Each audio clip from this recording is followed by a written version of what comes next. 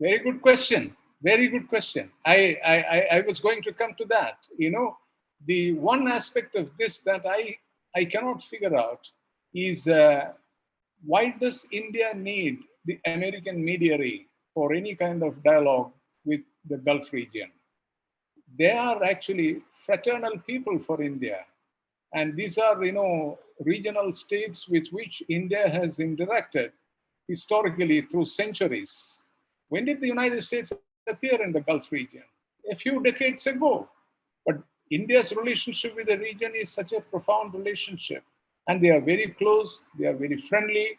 Millions of Indians are living in that region. And it's a flourishing relationship in economic terms already. For example, I understand that in the last year, United Arab Emirates invested about $12 billion in India. Now, it's a very big investor. Now, this is the kind of relationship that the two countries have been able to forge in the recent years. And why should India? I mean, in fact, on the other hand, with the bad image that the United States has in the West Asian region and also in the Gulf region, too much of association with the United States is going to be a liability for Indian diplomacy. Why should India have that diplomacy? India also has excellent relations with Iran, excellent relations with the UAE, with Saudi Arabia. And what is the additionality that the United States can bring into this? Zero. I'm sure you agree with me. السؤال هنا، هل ستقبل الهند بلعب هذا الدور الذي تقترحه واشنطن؟ Do you know one thing? That I don't know if you have noticed it. The government of India has not given any hype to this. Mr. Sullivan's visit to the region, or the fact that he had met the Indian National Security Advisor there. My feeling is that the meeting between Sullivan and the National Security Advisor, which took place in Jeddah, was primarily devoted to the US-Indian relationship. And that is because President Biden is meeting Indian Prime Minister not once, not twice, 3 times in the month of May. So the agenda that the two people will discuss, all this need to be quickly finalized. So I think it is issues of this kind, that is there. And Sullivan has given a spin that he's come with a very big proposal to connect the east and the west of Saudi Arabia with a railway line and all that. Now, as far as I know, there is a long-standing project of this kind called the land bridge. The land bridge railway link between the Red Sea and the Gulf region all across Saudi Arabia, which is estimated to cost $26.6 billion. And that this project is at its financing stage. And the big party which is steering this project is a Chinese consortium. So Sullivan is, I think, far too late to come into the scene with a concept which is already taken shape in Saudi Arabia. And Saudi Arabia has no problem, in attracting Saudi Arabia, UAE. These are flourishing countries. They have no problem in attracting investment from China.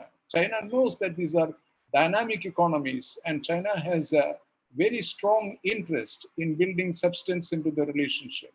So more content into the relationship. You look at it yesterday,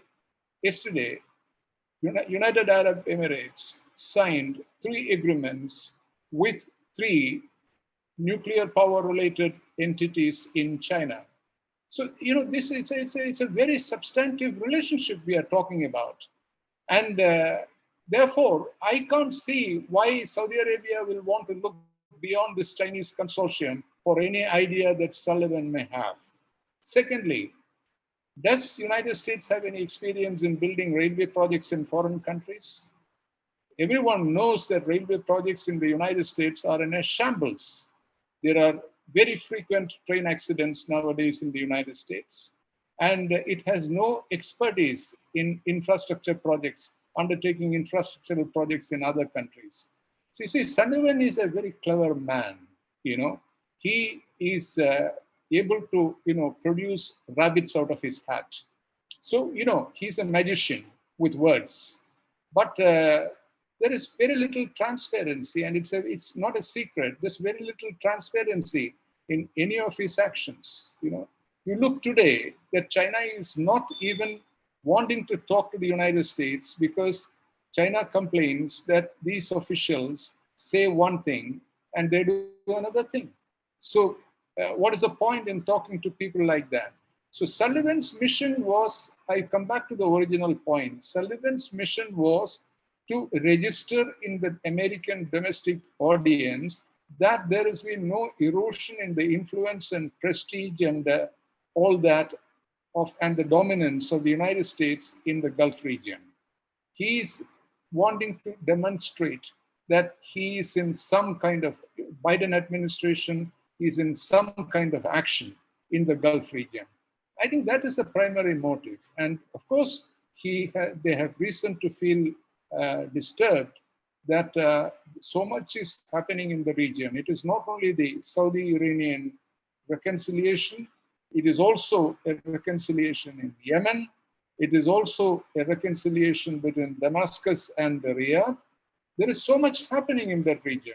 And one common denominator in all these historic changes taking place in the Gulf and West Asian region is the absence of the United States. It has no role in any of these things. So it is trying to insert itself into this positive ambience, that is developing in the regional politics in your part of the world.